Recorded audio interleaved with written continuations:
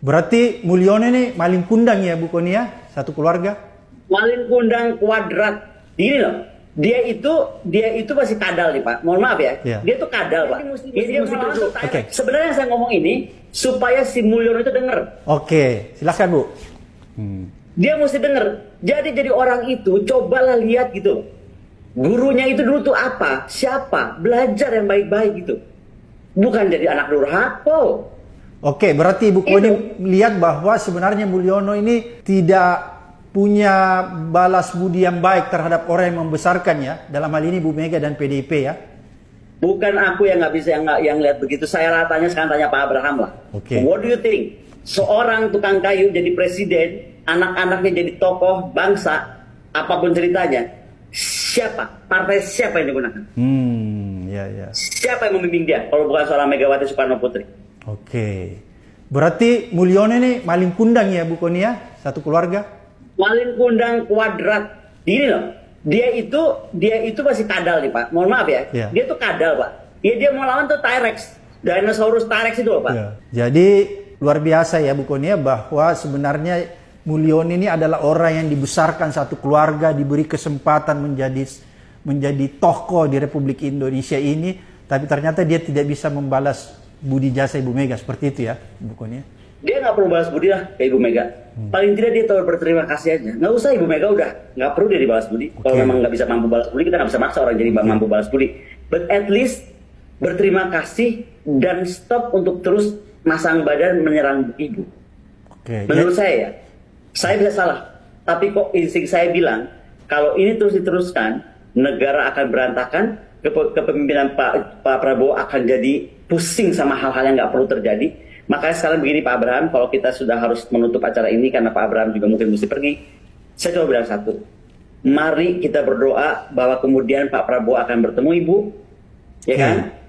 Mari kita melihat bahwa akhirnya semua sistem sandra menyandra ini akan selesai, karena kita harus bicara tentang bangsa, dan yang paling penting Pak Prabowo menyadari bahwa kewajiban seorang pemimpin itu adalah membuat negara yang stabil secara politik.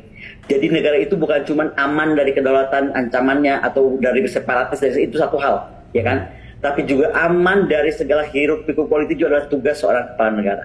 Makanya Pak Prabowo, kalau kita boleh ngomong sama Pak Prabowo, udah nggak usah Pak, nggak usah ragu Pak. We are with you. Dari awal terpilih itu we are with you. Bahwa kami tidak mendukung 02 atau ada yang mendukung ada enggak, gua enggak soalnya. Itu nada case, tapi we are with you.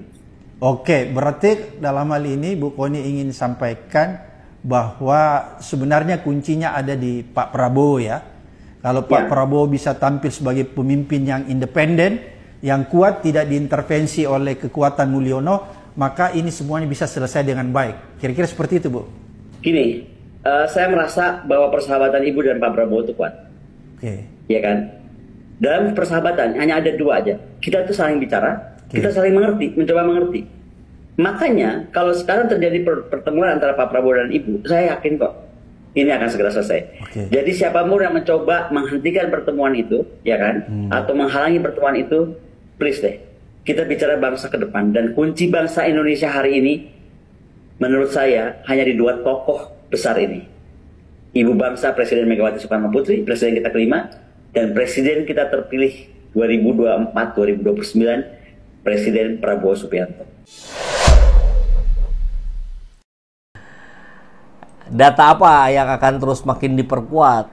Nah, ini bicara lagi Profesor Koni Bakri ya di Abraham Samad. Kita dengar.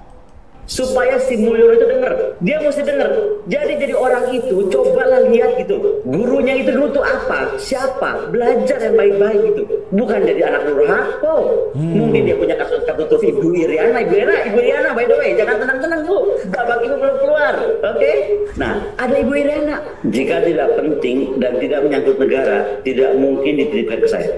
Bahwa menyangkut Mulyono sedikit banyak pasti. Dengan semua data dokumen apa itu. Jadi ada yang saya yang sudah saya notariskan Rusia, ada yang dari Mas Andi yang belum dibuka, ada yang dari mungkin tentang kepolisian yang belum dibuka. Kita ini mau buka-bukan ancur-ancuran. Ini yang mau apapun itu dia akan balas dan ini akan hancur-hancuran. Nah, kita mau tunggu hancur-hancuran. supaya si Mulyono itu dengar. Dia mesti dengar. Jadi orang itu cobalah lihat gitu. Gurunya itu dulu tuh apa? Siapa? Luar biasa. Ini kemarahan Koni ya, melihat bagaimana perilaku Jokowi kepada Megawati yang menunjukkan perilaku anak yang durhaka. Ya iyalah, dari wali kota, gubernur Jakarta, presiden 2 periode. Seperti yang apa, habis manis sepah dibuang gitu. Tapi sekarang tentu keadilan akan menemukan jalannya sendiri. Nah inilah momentum terbaik untuk Ibu Koni juga segera mengungkapkan ini. Momennya ini gitu. Atau mau bersamaan dengan Pak Anies dan Pak Ahok, bolehlah. Diatur aja lah. Yang penting janganlah sampai lewat Februari gitu. Dan tadi juga diingatkan, Iriana juga hati-hati. Ya kalau bicara nepotisme keluarga dinasti Jokowi ya semuanya kena. Termasuk menantunya Bobi Nasution.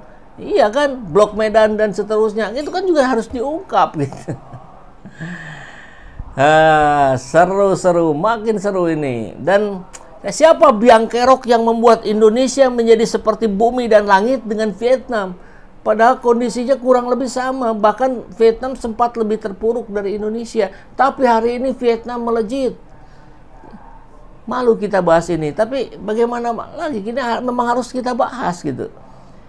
Pajak di Indonesia naik di 12%. Ada pembatalan ya, pembatalan terhadap barang-barang yang selama ini 11%, barang-barang yang dikonsumsi oleh kita seperti sabun dan segala macam. Tadinya itu kena juga, tapi sekarang tadi malam dipastikan itu tidak kena.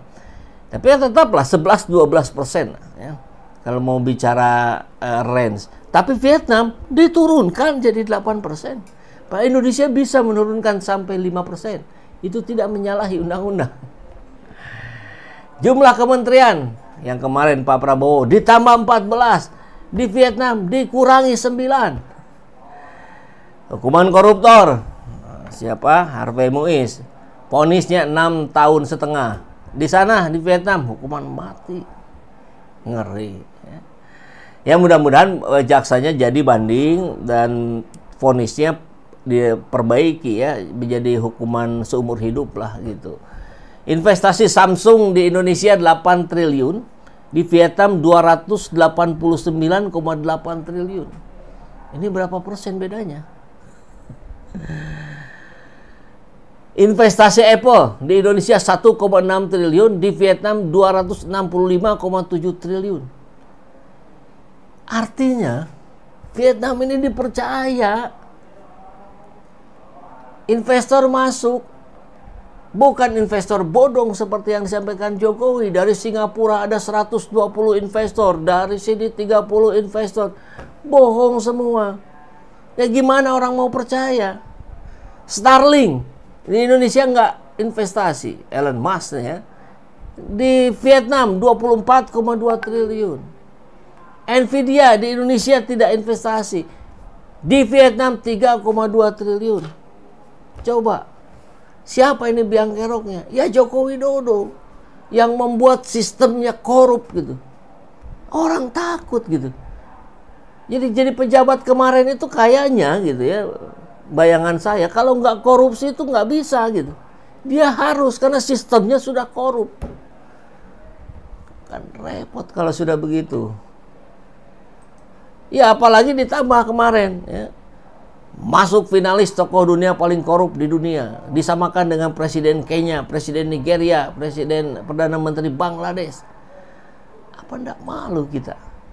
Dan ini Dandi Laksono menyampaikan bahwa apa yang dilakukan Jokowi ini, korupsi itu bukan cuma nyolong duit. Tapi ia menciptakan ekosistem dan budaya yang koruptif. Pelemahan dan kemunduran KPK, indeks korupsi memburuk, kerusakan institusi penegak hukum, nepotisme, kroni bisnis dan kekuasaan, kasus korupsi jadi alat tawar politik. Ini sudah jadi perbincangan umum. Maka wajar Indonesia jadikan bagaikan bumi dan langit dengan Vietnam. Apa ndak malu kita? Malulah. Jadi lu mah ya, pengen gua live. Yang dikorupsi apa, ya dibuktikan apa. Katanya dianggap memanipulasi sistem gitu Pak. ada beberapa kriteria memanipulasi pemilu, eksploitasi sumber daya alam. Ya apa? Daya alam apa lagi? Artinya itu tuduhan saja begitu. Ya sekarang kan banyak sekali fitnah, banyak sekali framing jahat, banyak sekali tuduhan-tuduhan tanpa ada bukti. Terjadi sekarang kan. Jadi menurut Bapak itu muatan politis, Pak? Ya ditanyakan aja. Tanyakan aja, orang bisa memakai kendaraan apapun lah. Bisa pakai NGO, bisa pakai partai, bisa pakai ormas untuk menuduh, untuk membuat framing jahat, membuat tuduhan jahat seperti itu.